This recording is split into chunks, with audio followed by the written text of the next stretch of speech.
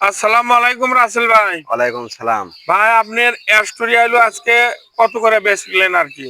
18 টাকা বাজার ভাই, কিন্তু আলুর বাজার তো খুব কম।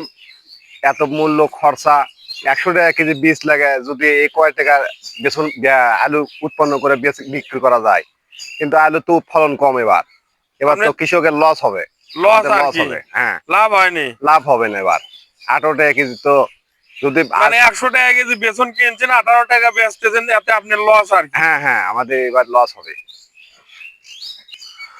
দর্শক, কৃষকের মুখে শুনলেন। যাই হোক, দেখেন আজকে আমাদের শাহজাহানপুর থানার অ্যাস্টোরি আলু আপডেট বাজার, আমাকে দেশমা শাহজাহানপুর চারমাথা বাজারের সবচাইতে উচ্চ দাম হচ্ছে 18 টাকা কেজি।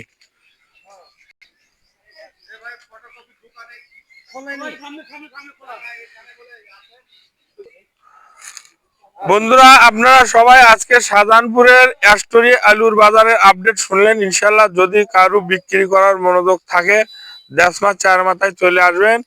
এখানে অনেক পার্টি আছে, আপনারা বাজার দর বিক্রি করতে পারবেন ইনশাল্লাহ।